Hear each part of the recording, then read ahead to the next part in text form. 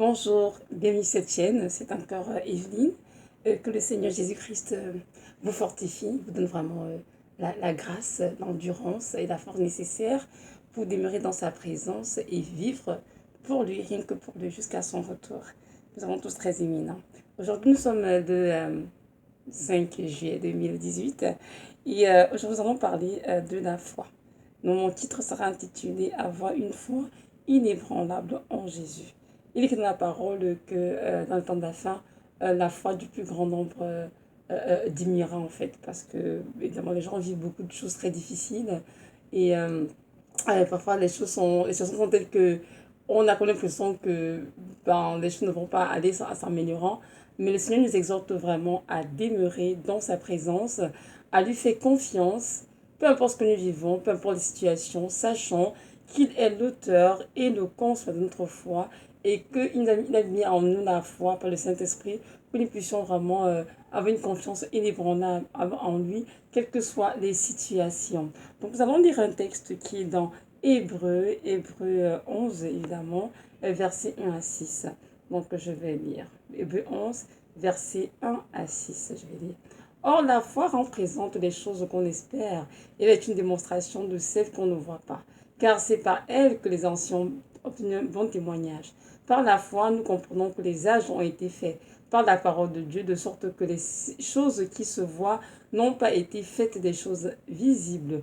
Par la foi, Abel offrit à Dieu un sacrifice plus excellent que Caïn, et par elle, il obtint le témoignage d'être juste, parce que Dieu rendait témoignage de ses offrandes. Et c'est par elle qui parle encore quoique mort. Par la foi, Enoch fut enlevé pour ne pas voir la mort, et il ne parut plus parce que Dieu l'avait enlevé. Car avant qu'il soit enlevé, il avait obtenu le témoignage d'avoir été agréable à Dieu. Or, il est impossible de lui être agréable sans la foi. Car il faut que celui qui vient à Dieu croit que Dieu existe et qu'il est le rémunérateur de ceux qui le cherchent.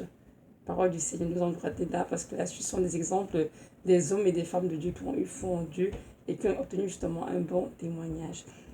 Nous voyons bien dans ce texte que le Seigneur commence dans Hébreu 11.1 à nous définir c'est-à-dire quoi la foi. Donc la foi est une affirmation des choses que nous espérons et une démonstration de ce qu'on ne voit pas. Donc nous devons avoir une conviction inébranlable que Dieu fera ce qu'il nous a promis. Donc un enfant de Dieu qui a foi en Dieu doit au préalable s'assurer que ce qu'il demande à Dieu dans sa volonté, et ensuite il doit démontrer par son attitude, ses paroles, ses pensées, que la chose qu'il ne voit pas est reçue quand même dans le monde spirituel. Et ensuite, cette chose va se matérialiser. Donc, comprendre que la foi, en fait, c'est ce qui nous permet d'amener l'existence dans le monde naturel des choses que Jésus-Christ a accomplies pour nous dans le monde spirituel. Donc c'est la raison pour laquelle Dieu insiste que c'est important que nous ayons foi en lui, parce qu'à la croix de Golgotha, Jésus-Christ a tout accompli. Et si nous voulons vraiment vivre notre vie chrétienne comment dirais-je, en bénéficiant des promesses qu'il nous a faites, c'est important que nous puissions avoir foi en lui. Nous devons cependant comprendre que nous devons avoir foi en Dieu pour des promesses réellement faites par lui. Parce que parfois on a foi en Dieu pour des choses qui sont plutôt charnelles, des convoitises de la chair. Alors que le Seigneur Jésus-Christ nous demande, nous devons avoir foi en lui pour les choses qui sont dans sa volonté. Et c'est important de souligner cela parce que beaucoup d'enfants de Dieu parfois se perdent dans leur propre désir charnel et ils sont frustrés à la fin. Ils font quelque chose que Dieu n'a pas accompli. Pourquoi? Parce qu'au début, cette chose n'est pas tout dans le cœur de Dieu. Cette chose n'est pas née du cœur de Dieu, mais cette chose est née de leur propre cœur. Et justement, l'apôtre Jacques nous en parle. On lire ensemble l'évangile de Jacques. Jacques chapitre 4, versets 1 à 3. Donc je vais lire. Donc Jacques chapitre 4, versets 1 à 3 dit ceci. D'où viennent parmi vous les disputes et les querelles? N'est-ce pas de vos plaisirs qui combattent dans vos membres? Vous convoitez et vous n'obtenez pas ce que vous désirez. Vous avez une envie mortelle. Vous êtes jaloux et vous ne pouvez rien obtenir.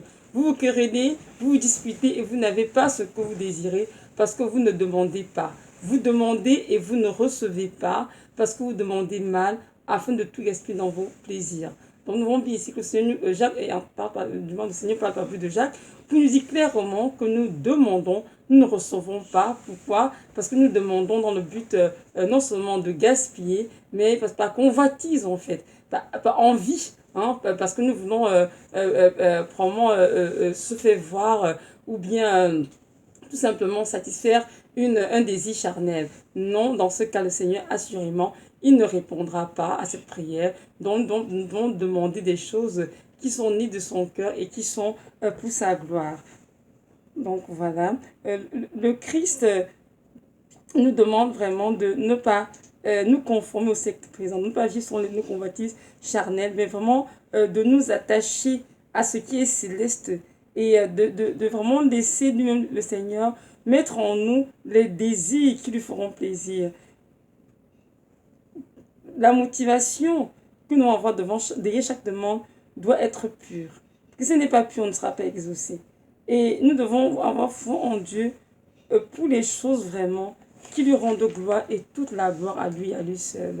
Et pour ce faire, nous devons vraiment laisser tomber de côté la convoitise de la chair, des yeux, l'envie, l'orgueil, et ne pas chercher à avoir des choses dans le besoin de notre chair, mais vraiment avoir une motivation pure et rechercher les choses que le Saint-Esprit allume dans nos cœurs comme désir. C'est la raison qu'il écrit la parole dans, je crois, le Psaume 37, verset 5. Fais de tes délices, il t'accordera ce que ton cœur désire. Donc, si nous avons une communion intime avec le Seigneur, si nous avons une communication, une relation vraiment profonde avec lui, assurément, le Saint-Esprit Dieu mettant en nous des désirs qui glorifient le Seigneur. Et lorsqu'on ira en avec ces désirs, non seulement donner la parole, la promesse, mais il accomplira sa promesse parce qu'il est un Dieu fidèle. Donc, c'est la raison pour laquelle il est vraiment important de ne pas être porté vers le monde, mais vraiment d'avoir beaucoup d'affection pour le Seigneur et de désirer les choses qui sont dans les lieux célestes. Le Seigneur Jésus-Christ nous exauce, mais pas pour nous détruire, pas pour nous perdre, mais pour nous rapprocher près de lui. Donc, si on a des choses qui sont pas de sa volonté, assurément, il ne les fera pas. Donc, le texte qui est dans 1 Jean 5, versets 14 à 15. Donc, je vais lire 1 Jean, voilà, 1 Jean chapitre 5, versets 14 à 15. Je vais lire. Dans 1 Jean 5, 14 dit ceci. Et voici l'assurance que nous avons en Dieu, que si nous demandons quelque chose dans sa volonté, il nous exaucera. Et si nous savons qu'il nous exauce, quoi que ce soit que nous demandions, nous savons que nous possédons la chose que nous lui avons demandé. Donc, vous voyez, ici, Jean est encore plus très clair dessus, hein, que si nous demandons quelque chose dans sa volonté, assurément, il nous exauce. Donc, nous devons vraiment nous assurer que ce que nous demandons est véritablement selon la volonté du Seigneur. Et si c'est la volonté, peu importe que ça prendra, il finira par nous exaucer. Tout véritable enfant de Dieu doit avoir foi en Dieu. Et une foi inébranlable. Parce que sans la foi, on le lit dans Hébreux 11:6, sans la foi, il est impossible d'être agréable à Dieu. Donc chaque enfant de Dieu doit prendre l'engagement de bâtir sa foi. Nous savons tous que la foi vient de ce qu'on entend, et ce qu'on entend vient de la parole de Dieu. Donc les méditations profondes de la parole et la mise en pratique, c'est elle qui bâtit notre foi. Parce que par exemple, dans nos Écritures, on voit les hommes et les femmes qui nous ont précédés, comment ils ont eu foi en Dieu et comment le Seigneur les a exaucés, même dans les situations impossibles, il a fait des miracles. Et c'est justement pourquoi dans Hébreux 11, on va citer beaucoup d'exemples de foi. C'est par la foi que Abel a offert, par exemple, on a dit tout à l'heure, un sacrifice plus excellent que celui de Caïn. C'est par la foi que Enoch fut enlevé parce qu'il était agréable à Dieu. Donc c'est vraiment très important d'avoir la foi en Dieu, pas en les hommes, pas en nous-mêmes. Parce que nous pouvons nous tromper, nous pouvons faillir, mais Dieu ne peut pas faillir. Il y a certains chrétiens qui ont une foi très inconstante. Tantôt ils ont foi en Dieu pour telle chose, tantôt ils n'ont pas foi en Dieu. Et donc, en fait, la foi, c'est une école. Hein. C'est un fruit de l'esprit, nous savons tous. Mais c'est une école. Et Dieu nous donne vraiment des épreuves, justement, pour éprouver notre foi, pour que nous puissions exercer notre foi, c'est-à-dire à lui faire confiance, quelque chose que nous vivons. Oui, c'est très important. Que nous, et Dieu désire que nous attendions complètement à lui, dans toutes les situations que nous vont traverser, qu'elles soient petites ou bien qu'elles soient grandes. Parce que notre Dieu est le Dieu des petites choses, c'est le Dieu des grandes choses. C'est vraiment important de noter cela. Parce que parfois, on a foi en Dieu pour la guérison de maladie, mais lorsqu'on manque de lait, on n'a plus foi en Dieu. Non, un enfant de Dieu doit avoir foi en Dieu pour tout. Pour le lait, pour le linge à se mettre, pour les enfants, pour l'école des enfants, pour la maladie, non, pour toute la guérison, je vais dire, dans les maladies. Donc, on doit avoir foi en Dieu pour tout et en tout temps, parce que notre Dieu est l'auteur et le concept de notre foi. Et c'est vraiment important que nous comprenions ces vérités. Donc, le Seigneur ne peut pas prendre plaisir aux gens, dans des chrétiens, pardon, qui ont une foi inconstante. Parce qu'une foi inconstante va forcément cohabiter avec le doute, l'incrédulité, et c'est sûr qu'un tel ne peut pas plaire à Dieu. Parce qu'un n'est plus. Dans Hébreux 11:6, Hébreux 11:6 dit ceci, je vais relire. Hébreux 11:6 dit ceci. Or, il est impossible d'être agréable sans la foi, car il faut que celui qui vient à Dieu croit que Dieu existe et qu'il est le remetteur de ceux qui le cherchent.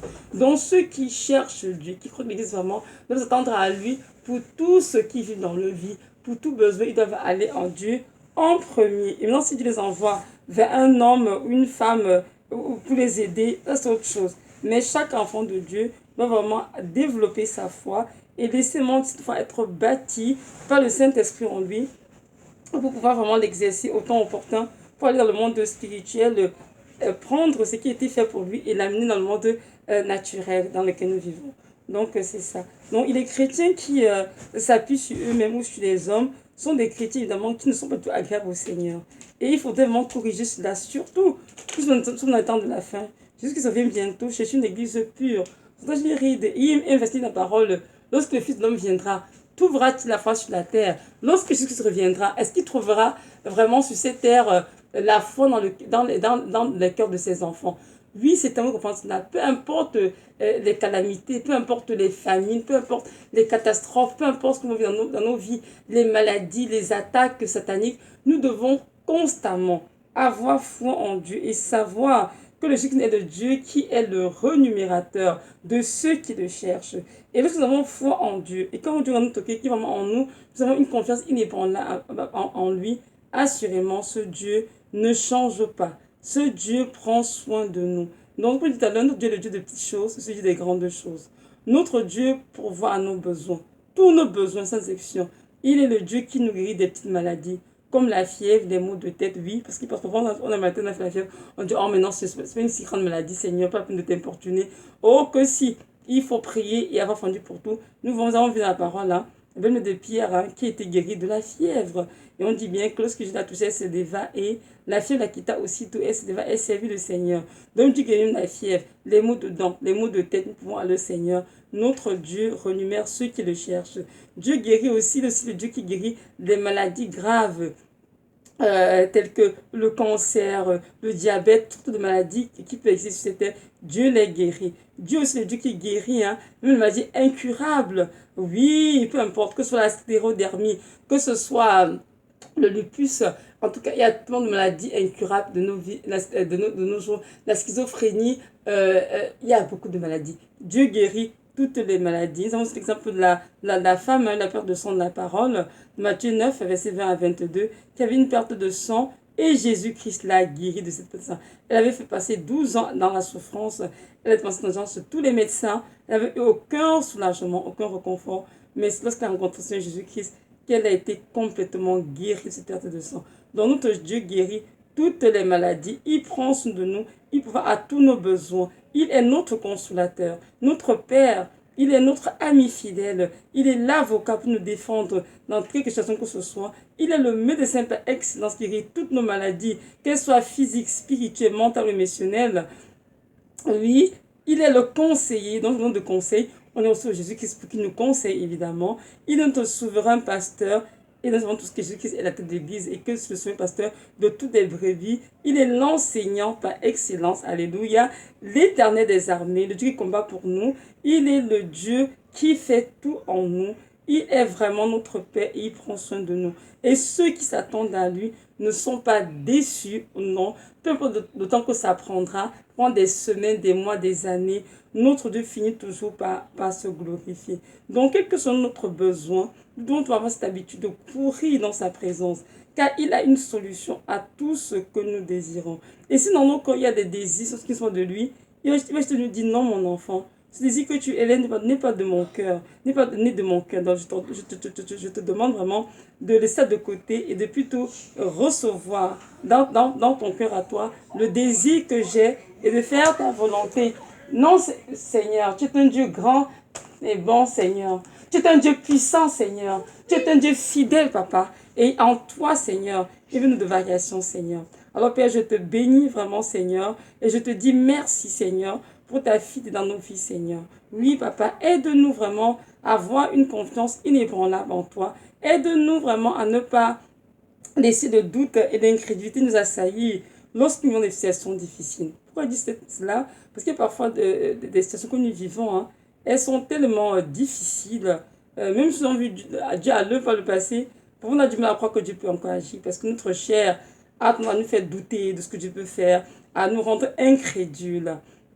Mais nous devons nous faire violence et ne pas laisser notre foi chanceler, mais vraiment continuer d'espérer, de croire en ce que Dieu nous a fait. Parfois, nous devons enseigner les sujets, nous avons des sujets. Il nous donne vraiment une promesse certaine qui a fait cette chose. Et lorsque nous avons reçu la promesse, nous devons tout simplement continuer de dire merci Seigneur, parce que ce que tu as dit, assurément, tu l'accompliras, mais en ton temps. Et très souvent, c'est ça. Lorsque Dieu tarde à accomplir ce qu'il a dit, parfois, on est découragé. On se demande, Seigneur, est-ce que tu es toujours là, Seigneur? Est-ce que tu es toujours là, Seigneur Jésus? Est-ce que tu le feras?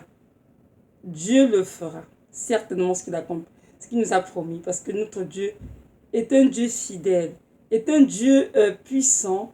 Et il n'est pas non pour mentir à ce qu'il a parole, ni le Fils non pour se repentir. Mais ce qu'il a dit, il le fera assurément. Mais il fera comment? Selon la foi de chacun d'entre nous. Parce que Dieu agit toujours selon notre foi. Parce que nous avons la parole, nous pouvons voir beaucoup de personnes n'ont pas été guéries par le Seigneur, délivrent le Seigneur. Et à chaque fois, il a dit, qu'il te soit fait selon ta foi. Donc chacun de nous va venir le Seigneur selon sa foi. C'est pour ça que chacun a la responsabilité de bâtir sa foi à le Saint-Esprit et de vraiment maintenir cette foi dans la fermeté, afin que quoi qu'il arrive, quoi qu'il advienne, que cette personne continue d'avoir confiance, une confiance inébranlable dans le Seigneur. Donc nous pouvons lire ensemble tout à l'heure, j'ai dit Matthieu 9, la dame a perte de sang. On voit ce que Jésus lui a répondu. Donc c'est dans Matthieu chapitre 9 qui dit ceci, voilà, du verset 20, donc voilà. Donc, il dit ceci, Matthieu 9, verset 20 à 22 dit ceci. Et voici une femme atteinte d'une perte de sang depuis 12 ans, s'approcha par derrière et toucha le bord de son vêtement, car elle disait en elle-même, si je puis seulement toucher son vêtement, je serai guérie. Et Jésus se retourna et dit, en la voyant, prends courage, ma fille, ta foi t'a sauvée. Et cette femme fut guérie à l'heure même. Donc nous voyons bien que c'est sa foi. Elle avait été aimée pendant 12 ans. Et lorsqu'elle a parlé du Seigneur Jésus, elle a dit, je vais juste m'approcher de lui. Si seulement il peut me toucher, alors je serai guérie. Finalement, lorsqu'elle a touché le vêtement du Seigneur, une force est sortie du Seigneur. Et on dit qu'à l'instant, elle fut guérie de son mal. Donc à chaque fois dans nos vies, peu importe ce que nous vivons comme situation, que ce soit dans nos foyers, que ce soit pour le mariage, pour avoir un bébé, pour la guérison, pour les études, le travail, pour la nourriture, pour le linge, nous devons avoir foi en Dieu et il nous sera fait selon notre foi. Donc, nous devons aller au Seigneur vraiment et le laisser nous toucher. Mais nous devons avoir foi en Dieu. Parce que si pendant le Seigneur, en ayant des doutes, c'est-à-dire que le Seigneur Jésus-Christ ne soit pas la solution A, mais que la solution B, C, D, ce n'est pas normal. Jésus-Christ est la solution A en toutes choses. Donc, à chaque besoin, nous devons courir dans ta présence immédiatement. et il nous dirigera vers une ressource nécessaire qu'il trouve nécessaire d'après lui pour nous aider en cas de besoin. Mais ayons l'habitude d'aller dans sa présence quand on a un besoin. Très souvent, nous avons de Dieu notre attention à courir, voir plutôt les pasteurs, les hommes de Dieu, les femmes de Dieu, les frères sont en Christ. On va passer plein de coups de fil pour raconter ce que nous vivons. Mais très souvent, on manque la première chose qu'il a fait, c'est-à-dire de l'apprendre du Seigneur et vraiment savoir ce qu'il en pense que nous sommes tous vivre et qu'est-ce qu'il a dit là-dessus. Donc, c'est important vraiment que nous puissions développer cette attitude. Parce que Jésus-Christ a dit, nous devons nous approcher de Dieu en sachant qu'il existe, vie, et qu'il est le renumérateur de ceux qui le cherchent. Et Dieu est fidèle pour accomplir sa parole. Il peut y avoir des situations pour entrer dans la vie euh, où nous trouvons à toute épreuve. Ça arrive à tout enfant de Dieu. Moi, je l'ai vécu beaucoup parce que moi, j'étais très très malade pour le passé. Donc, et j'ai vécu cela où j'ai senti la parole, j'ai son lu, mais qu'il a fallu que je mette en pratique dans ma propre vie. C'était pas évident. Donc, j'ai vu le Seigneur faire dans ma vie beaucoup de miracles. Mais finalement, j'étais très très malade et je sais pas. Je me disais, Seigneur, est-ce que je vais vivre, est-ce que je vais survivre en fait de cette maladie? Mais le Seigneur a agi. Et donc, et parfois, nous avons foi en Dieu, mais c'est comme constamment le doute, l'incrédulité vient nous assaillir et nous empêche de recevoir vraiment le don de Dieu, vous voyez. Donc, nous avons la parole, nous savons que Jésus-Christ est le Dieu qui nous a guéris. Mais la maladie, elle est là, elle progresse tous les jours. On a dans le cœur de la douleur, on voit les symptômes se manifester, on fait des tests et on voit que non, ça va pas vraiment, quoi. Mais nous ne devons pas oublier que la foi est une ferme assurance des choses que nous espérons, hein, et une démonstration de ce que nous ne voyons pas. Donc, nous devons avoir cette assurance que Dieu nous a promis qu'il va nous guérir et le démontrer aussi par nos faits et gestes, quoi, par notre attitude, nos pensées, par nos paroles. C'est très important. Parce que la foi, vraiment, a deux éléments importants. Donc, le premier élément, c'est avoir une ferme assurance de ce qu'on espère. Donc, avoir cette conviction qu'il est inébranlable, que la promesse que Dieu nous a faite, il le fera.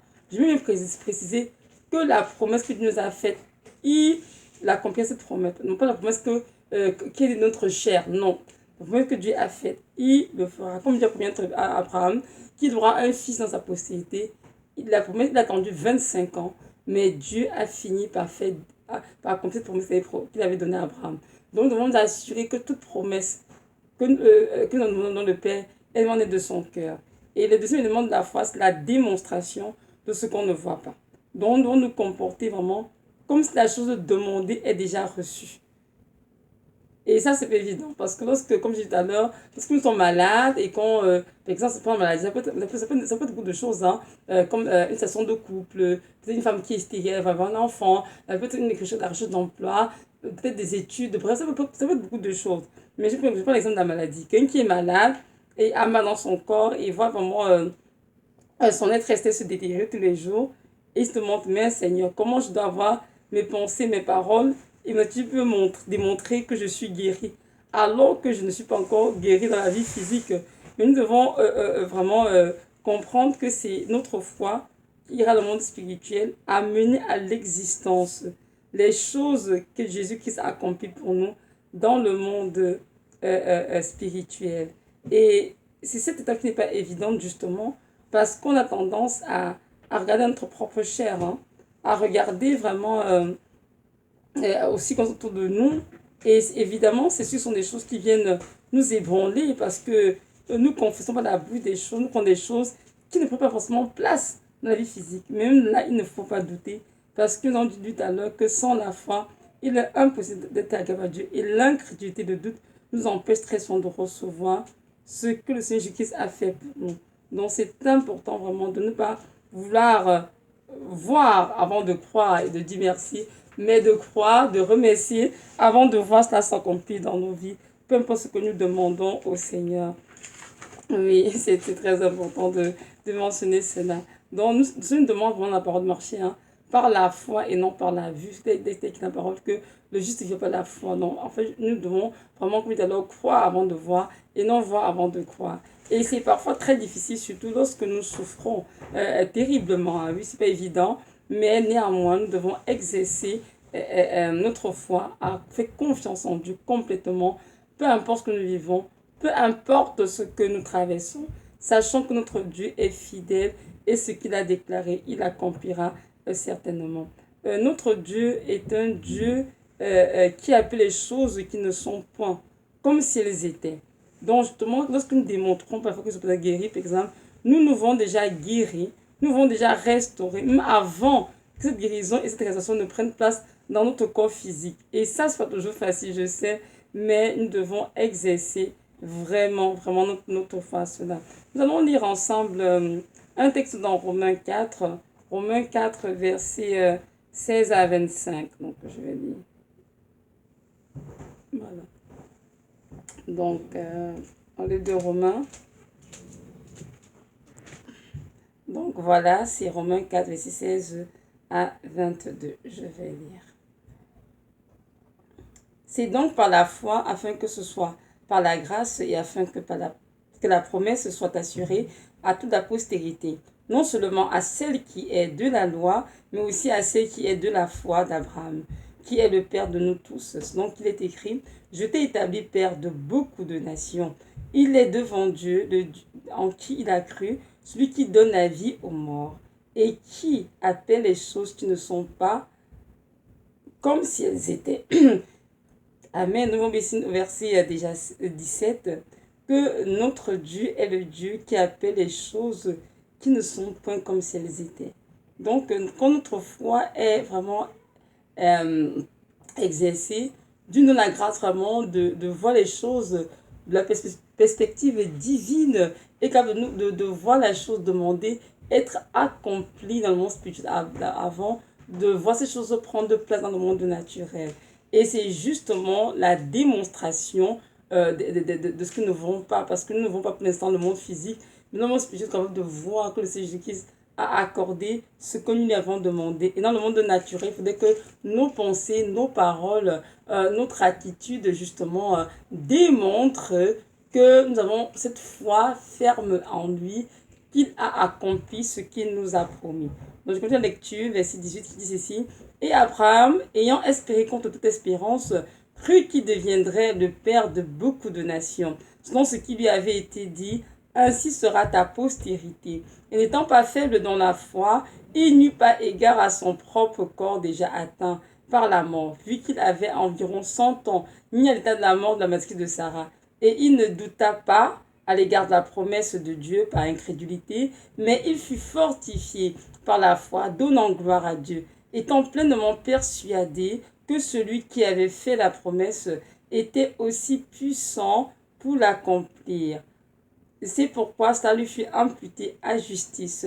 Mais ce n'est pas à cause de lui seul qu'il est écrit que cela lui fut imputé à justice. C'est encore à cause de nous, à qui cela sera imputé, à nous qui croyons en lui, qui a ressuscité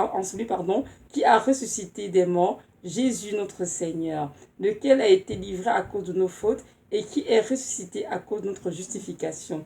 Amen. Donc nous avons été tous ressuscités par Christ et c'est lui qui nous justifie en toutes choses. Donc Dieu dans ce texte dessus l'exemple de notre Père Abraham, notre Père dans la foi, nous savons tous qu'il a reçu la promesse d'avoir un fils légitime, le fils de la promesse justement dans Genèse. Il a attendu 25 ans et on dit que durant cette attente de 25 ans, c'était très très long, mais on dit dans la parole, on dit tout à l'heure, que Abraham a espéré contre toute espérance et qu'il crut qu'il deviendrait effectivement le père de toute nation selon ce que Dieu lui avait dit. Et on dit qu'il n'était pas faible dans la foi.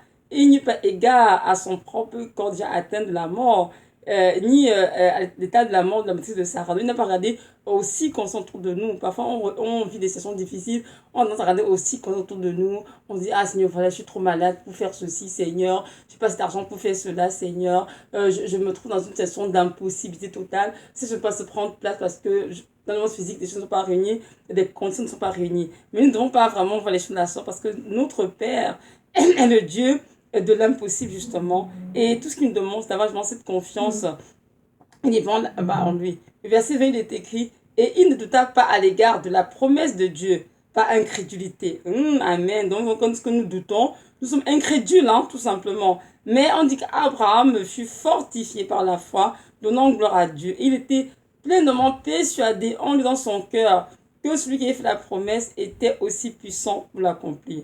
Donc nous interpelle tous justement comme Abraham à ne pas faiblir notre foi, à ne pas douter par incrédulité, mais vraiment à être pleinement persuadé que la promesse qu'il nous a faite, il l'accomplira certainement. Et je viens encore aussi répéter que la promesse qui a été faite doit être née du cœur de Dieu. Parce que très souvent, nous avons de Dieu, on s'accroche des promesses charnelles, des choses, des consignes charnelles de la vie, et on se dit que ça vient de Dieu. Et là, on a fait ces choses, on prie, on jeûne, et lorsque Dieu ne les fait pas, on est frustré. Non. Nous devons avoir foi en la parole que Dieu a dressée pour nos vies, une parole claire et qu'il l'accomplira. Car n'oublions pas que Dieu est maître et souverain et que c'est lui qui fait ce qui juge bien pour nous dans nos vies. Non pas à le contester, ni à le forcer, ni à lui donner des ordres. Non, ce sont les desseins de Dieu qui s'accomplissent dans nos vies parce que nous sommes ses enfants. Il est notre berger et c'est important que nous puissions comprendre cela. Donc notre Dieu est un Dieu fidèle et lorsque nous avons confiance en lui, comme notre père Abraham, il accomplit ses promesses. Et évidemment, nous avons tout ce que Dieu a donné de fils unique à Abraham et à Sarah. Et nous sommes aujourd'hui justement les dérivés en fait de cela. Et nous pouvons bénir le Seigneur de ce que Abraham n'a pas cru. Il n'a pas dit aussi il n'a pas dit Seigneur, je suis trop vieux, j'ai un âge très avancé, Sarah ne peut plus concevoir, elle a une matrice complètement morte, non. Il était persuadé que le Seigneur ferait. Et effectivement, Dieu a fait cela.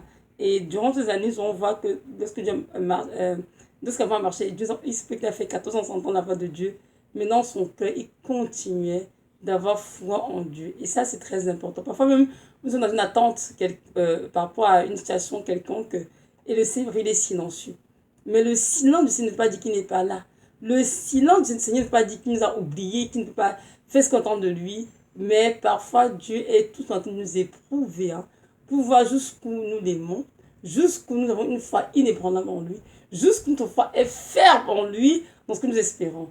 Et lorsqu'il se lèvera, ce sera le jour marqué par lui, le temps marqué pour accomplir dans notre vie. Assurément, Dieu le fera avec beaucoup de joie afin que son nom soit glorifié. Donc, tout dans le même sens de la démonstration de ce que nous ne voulons pas. Nous avons également l'exemple de la mère de Samuel, hein, dans Anne. Elle est un bon exemple de cela. Nous savons que Anne vraiment était une femme qui était stérile, évidemment. Elle était mariée, mais elle n'avait pas d'enfant. Et sa coépouse, Pénina, avait enfanté pas mal d'enfants. Et évidemment, avec cela, elle se moquait de Anne.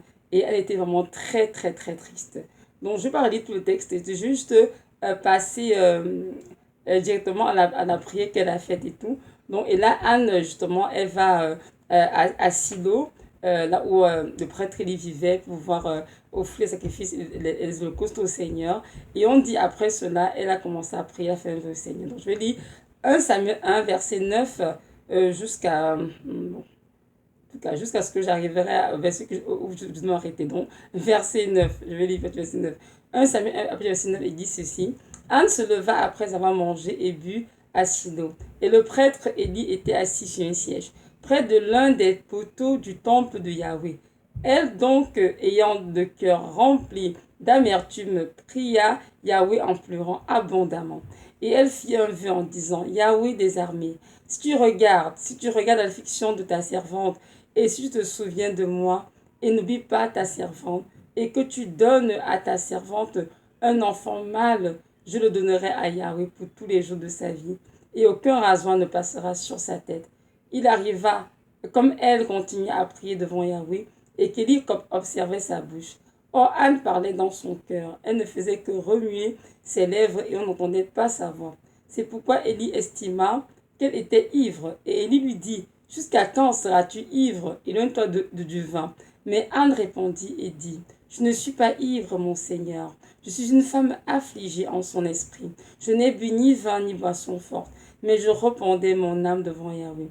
Ne mets pas ta servante au rang d'une fille de Bélial. car c'est l'excès de ma douleur et de mon affliction qui m'a fait parler jusqu'à présent. Alors Élie répondit et dit, va en paix et que le Dieu d'Israël veuille t'accorder la demande que tu lui as faite. Et elle dit, que ta servante trouve grâce à tes yeux. Puis cette femme poursuivit son voyage. Elle mangea et son visage ne fut plus le même. Donc je m'arrête au verset 18. Nous voyons bien que Anne était en train de prier. Tellement elle était triste, elle prenait son âme. Mais lorsque le prophète Élie lui a testé la parole, il lui a dit, va en paix, et que Dieu de vérité, et que le Dieu d'Israël, veut accomplir ce que tu lui demandes. Élie ne sait même pas de quoi il était question. Il n'a pas besoin de savoir de quoi il était question, car Dieu sait toutes choses.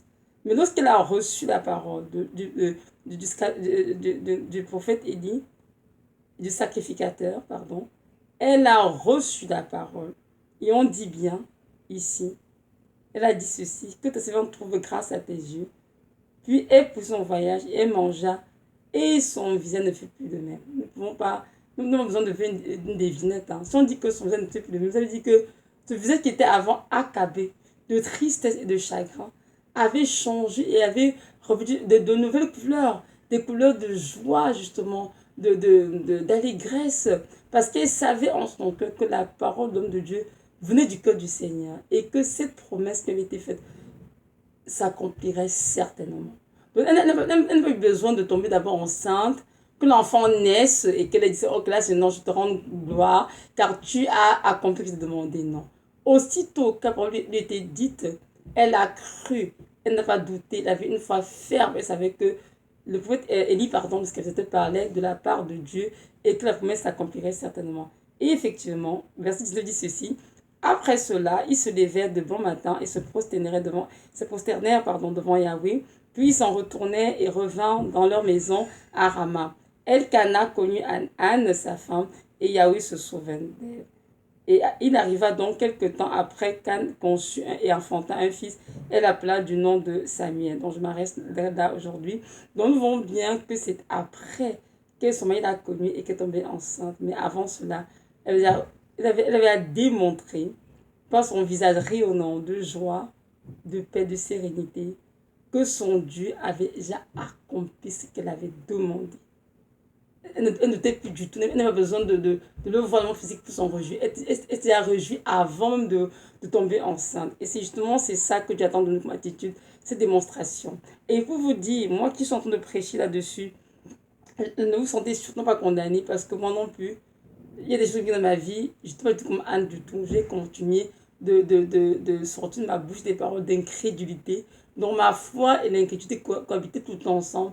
Et le Seigneur a dû sortir pour me dire non, Evelyne, tu ne peux pas confesser la guérison et en même temps sortir à côté des paroles d'incrédulité. Comme, oh Seigneur, jusqu'à quand tu viendras, Seigneur. Seigneur, s'il te plaît, guéris tes parties de mon corps et ensuite notre partie, Seigneur. Oh, s'il te plaît, jusqu'à quand j'ai trop mal. Le Seigneur me dit que non, Evelyne. Tes pensées, tes paroles et ton attitude doivent démontrer une femme guérie et restaurée. Et donc, Dieu a dû me reprendre et en ce moment, Dieu est en train vraiment de m'amener à avoir cette foi ferme, inébranlable en lui. Et de recevoir qu'il m'a dit dans plusieurs songes que je suis guérie et je dois accepter que je suis complètement guérie et voir ces choses de prendre place tranquillement. Je n'ai pas besoin de regarder aux examens médicaux autour de moi, ou est-ce que mes indices, j'ai besoin juste de m'en tenir à ce qu'il a dit, car ce qu'il a déclaré, il accomplira certainement. Amen. Et nous voyons aussi bien que même dans Habakkuk, quand je vais aller lire le prophète d'Habakkuk toujours, il parle justement, il a écrit un joli texte justement où le Seigneur demande à Habakkuk d'attendre patiemment, car ce qu'il est écrit est en train de marcher vers son thème, quoi. Il ne faut pas comment dirais-je, il ne faut pas s'inquiéter. Dans le texte, c'est dans Habakkuk 2, verset 2, qui dit ceci, Habakkuk 2, verset 2, et Yahweh m'a répondu et m'a dit, écris la vision et grave-la sur les tablettes afin qu'on la lise couramment. Car la vision est encore peu de temps fixée et elle parle de ce qui arrivera à la fin. Et elle ne mentira pas. Si elle tarde, attends-la, car elle viendra et elle ne tardera pas. Amen. Donc nous voyons bien que ce qui était donné comme vision, comme prophétie, comme parole, moi je l'ai gravé sur notre cœur. et vraiment savoir que le temps pour qu'elle s'accomplisse est fixé. Mais que lorsque ce temps-là arrivera, Dieu se lèvera et notre situation sera complètement changée pour sa gloire. Amen. Donc voilà. Donc nous comprenons bien que sans la foi, en effet, il est impossible d'agréable à Dieu, car ceux qui s'approchent de Dieu doivent savoir que Dieu existe petit temps et qu'il est le rémunérateur de ceux qui le cherchent. Et n'oublions pas que Jésus-Christ est l'auteur et le consommateur de notre foi. Donc, c'est lui qui produit cette foi en nous, le Saint-Esprit, et nous devons en retour donc, exercer notre foi, à lui faire confiance, peu importe ce que nous vivons. Et aussi la foi, comme nous savons tous, est un fruit de l'esprit. Hein. Donc, Galate 5, 22, donc on parle des fruits d'esprit, l'amour, la joie, la paix. La foi est un fruit d'esprit. Donc, c'est important que nous puissions justement développer des fruits d'esprit, y compris la foi. Donc, notre foi doit se développer chaque jour, comme je l'ai dit tout à l'heure. Elle doit se bâtir. Elle se bâtit comment? Justement, par la méditation de la parole de Dieu. Quand que la foi vient de ce qu'on entend, et ce qu'on entend vient de la parole de Dieu. Romains 10, verset 17. Donc, la méditation de la parole de Dieu est incontournable si nous voulons vraiment bâtir notre foi. Et lorsque nous avons la parole, on voit comment Jésus-Christ agit. Il a fait beaucoup de miracles. Et ma chambre disait, qu'il te soit fait selon ta foi. Donc notre Dieu nous exaucera selon notre foi et chacun est responsable d'exercer sa foi pour aller dans le monde spirituel, chercher ce que Jésus a accompli pour lui, pour le mener dans le monde physique, le monde naturel. Donc c'est ça. N'oublions pas que Jésus revient bientôt et que notre foi ne doit pas régresser, au contraire, notre foi doit continuer de grandir en Dieu. Notre foi doit être ferme, hein, vraiment inébranlable dans ces temps de la fin, parce qu'il y a beaucoup de séducteurs et beaucoup de doctrines mensongères qui viendront justement s'aimer la confusion dans le corps du Christ, au niveau des chrétiens. Mais tout véritable disciple de Christ doit continuer d'avoir foi en son Dieu, peu importe ce que de nous, peu importe les calamités, nous devons vraiment continuer de nous attacher à la doctrine des apôtres qui nous était transmise depuis le début de l'ère de l'Église et continuer vraiment de faire confiance à ce Dieu qui nous a promis qu'un jour il irait nous chercher pour nous ramener au ciel près de lui. Et ce Dieu est un Dieu fidèle pour accomplir sa parole et il n'a pas du tout changé. Alors mes frères et sœurs, je nous exhorte tous vraiment à ne pas fuir notre foi, mais que nous puissions compter ce Seigneur Jésus-Christ nous fortifier, nous soutenir et nous donner cette grâce d'avoir une foi inébranlable en lui, sachant que c'est ce qui glorifie le Seigneur, fait un plaisir à son cœur. Nous allons lire ensemble dans Colossiens 2 verset 5 qui dit ceci. Donc ça c'est Paul qui s'adresse aux Colossiens justement. Il dit ceci, Colossiens 2 verset 5.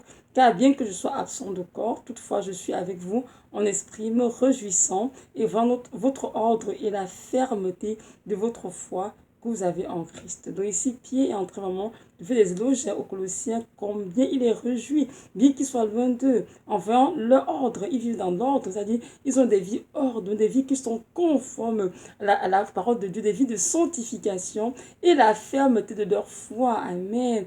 Qu'ils ont en Christ, pas en un homme, pas à un pasteur, pas à une femme de Dieu, pas à un homme de Dieu. Donc nous devons, nous aussi, à l'exemple des Colossiens, vraiment avoir une vie conforme à la parole du Seigneur, avoir une foi ferme vraiment en Jésus-Christ, qui est notre Dieu Tout-Puissant, qui nous a aimés, qui est mort pour nous, afin que nous vivions, que nous avons la vie éternelle. Et si nous avons foi en lui, lorsqu'il reviendra, assurément, nous allons être enlevé par lui, si continue de nous sanctifier, de marcher dans les voies de sainteté, de nous purifier, et de vivre et faire des choses qui glorifient son saint nom. Assurons le Seigneur Jésus qui sera réjoui, et lorsqu'il apparaîtra dans sa gloire, nous serons dans la joie, dans l'allégresse, parce que nous aurons vraiment vécu la vie clé pour nous. Nous aurons combattu le bon combat, et c'est avec beaucoup de joie qui dira bon et fidèle serviteur, entre dans la joie de ton maître. Donc voilà, nous exhorte vraiment à garder notre foi, tout ce que nous vivons, peu importe ce que c'est, la situation que nous traversons, sachant que Jésus-Christ est dessus toutes les situations, le Dieu de miracle, le Dieu de l'impossible. Et c'est lorsqu'il y a impossibilité que Jésus-Christ se manifeste justement, afin que toute la gloire lui revienne. Donc voilà, soyez fortement encouragés. Sachez que le Seigneur Jésus-Christ nous aime tendrement. Et il est un Dieu, un Père vraiment capable de compassion. Il est là pour nous juger, mais tout ce qu'il veut, c'est que nous puissions aller de gloire en gloire et que nous puissions avoir une confiance, une foi inébranlable en lui. Maintenant, si tu m'écoutes et que tu ne connais pas encore le Seigneur de Nazareth, moi, je te dis que Jésus-Christ est le chemin, la vérité, la vie. Tous les autres dieux que tu as peut-être connus jusqu'ici, peu importe le nom, hein, que ce soit Krishna, Allah, peu importe le nom, Bouddha, ce ne sont que des faux dieux, des idoles, tout simplement.